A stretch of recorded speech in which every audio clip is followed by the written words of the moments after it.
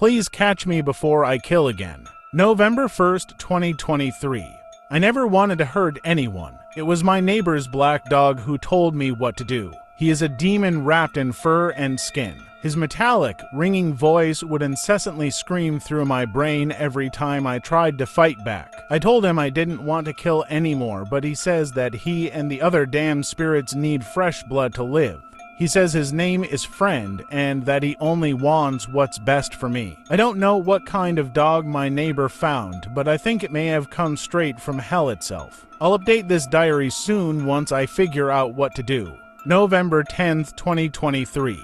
I saw the sacrifices in the news tonight. A young man and a young woman. They were young and healthy, beautiful and strong. They had their whole lives ahead of them. I never wanted to do it again, but friends said we must. I had gone hunting as soon as the sun set, traveling through the dark, winding streets of the suburbs. On the rolling hills, I found them, the first of the new sacrifices. They were parked in a red sedan on a well-known lover's lane in the area, a spot where the view of the city is cold. White lights shone like the stars. I had taped a flashlight to the end of my rifle. They seemed to think I was a police officer when I first sent the bright glare of the flashlight streaming through the driver's side window. The driver began to roll down the window, his face a mask of confusion as he stared into the white light shining into his eyes. He opened his mouth, his face looking as pale as a corpse. "Officer, what is?" he started to say when the voice of Friend screamed through my head like shattering glass. "Take them, now," Friend gurgled in his flat,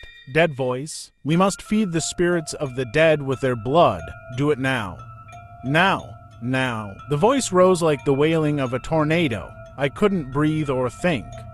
My vision turned white as I pressed the trigger again and again. They screamed, but it sounded far off and faded under the ringing of the gunshots. The man's face exploded before me in a shower of bones, splinters, and ground meat. By the time I was done, it looked like nothing more than a crater of gore. The bullets smashed through the car with a shattering of glass. The smell of gun smoke and sweat hung thick in the air. The woman shrieked as one caught her in the throat, then her wailing was cut off. She choked on her own blood, her wide, frantic eyes searching my face, as if for a reason why. But there was no reason, not one that I could tell. They were far from my first, and I doubted they would be the last. I followed the voice of Friend back home, leaving the dead with their frozen, terrified faces and the panicked animal sweat that clung to their still bodies. November 11th, 2023. I haven't been sleeping much. That dog keeps barking all day and night. His voice rings through my head like an eternal scream. In the barking, I hear the rhythms of something deep and demonic. It gurgles through the night and never leaves me alone. When was the last time I slept? Maybe 5 or 6 days ago. Everything seems blurry.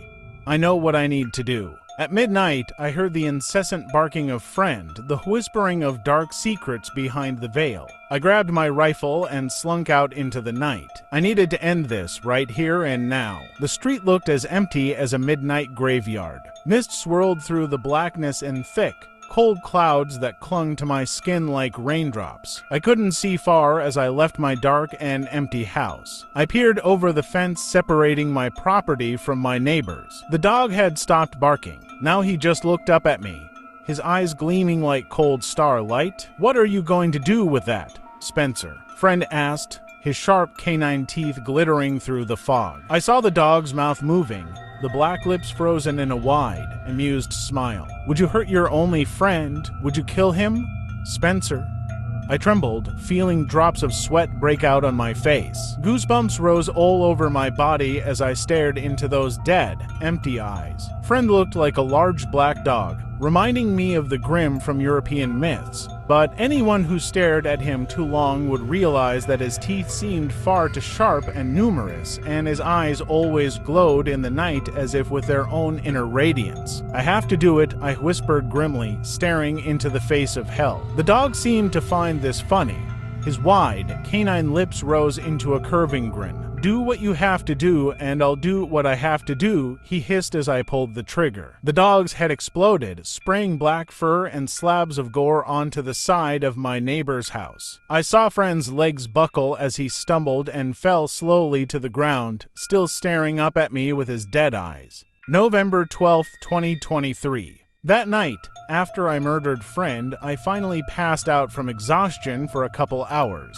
The same recurring dream that had plagued me for months on end started as soon as I closed my eyes. I was walking through a dark city street with no one alone. Hundreds of mummified bodies hung from the streetlights, the nooses around their neck fraying with age.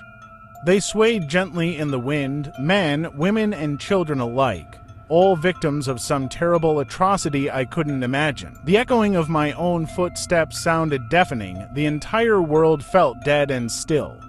Empty skyscrapers loomed overhead on both sides of me, their giant bodies glistening with glass and steel. Up ahead, something black with long, twisting limbs writhed in the middle of the street like some giant spider. Its skittering legs pushed its gleaming black body high into the air. The countless eyes on its insectal face gleamed with their own inner light, just like the eyes of friend. "Who are you?" I asked, my voice ringing out like a gunshot in the empty silence. The spidery face split into a lipless grin, showing off its curving fangs dripping with venom. "You know who I am," the thing hissed. "I'm the true face of friend. I'm the one who will stay with you until the end. Together, we will feed the abyss. You are the only one saving this world from total destruction. You are a holy one, Spencer, a saint, for you give of yourself to protect all others, even of your innocence and your eternal soul. For if you did not offer sacrifices to the hungry spirits, then they would spill over the veil like a plague of locusts. You must keep killing. You must offer sacrifices, fresh blood, the bodies of the damned," friend whispered. I felt freezing cold here in this empty city where the night sky looked like a blanket of shadows, where we existed without moon or stars to light the way. I woke suddenly in my bed, the sky outside still black and lifeless, just like in my dream. From my neighbor's house, I heard the frantic barking of friend. November 13th, 2023. I looked up cases similar to mine on the internet, wondering if I was going insane. Immediately, the famous case of the son of Sam came up, the man who claimed his neighbor's dog had forced him to kill. I wondered if it had been friend or something like friend. I kept going over his case, looking for clues. I remembered reading the letter David Berkowitz, called the son of Sam, had sent to the police. His words had seemed bizarre the first time I read them, even insane, but now they had a cold, sickening logic. He had been forced to offer blood, just as I had. I knew that I, too, would ultimately be forced to kill again by the demon next door. I pulled up his note to the police on the internet, reading it again and again as I searched for clues. This is what the original note said. "I'm deeply hurt by your calling me a women hater. I'm not, but I am a monster. I am the son of Sam. I am a little brat. When Father Sam gets drunk, he gets mean. He beats his family. Sometimes he ties me up to the back of the house. Other times he locks me in the garage. Sam loves to drink blood, go out and kill, commands Sam. Behind our house some rest, mostly young, raped and slaughtered, their blood drained, just bones now. Papa Sam keeps me locked in the attic, too. I can't get out, but I look out the attic window and watch the world go by. I feel like an outsider. I am on a different wavelength than everybody else programmed to kill. However, to stop me, you must kill me. Attention, all police. Shoot me first, shoot to kill, or else keep out of my way, or you will die. Papa Sam is old now. He needs some blood to preserve his youth. He has had too many heart attacks. Umi hooted sonny boy. I miss my pretty princess most of all. She's resting in Our Lady's house, but I'll see her soon. I'm the monster Beelzebub, the chubby behemoth. I love to hunt, prowling the streets looking for fair game. Tasty meat, the women of Queens are prettiest of all. I must be the water they drink. I live for the hunt, my life blood for Papa. Tomorrow part 2. Thank you for watching. Subscribe and follow my other socials.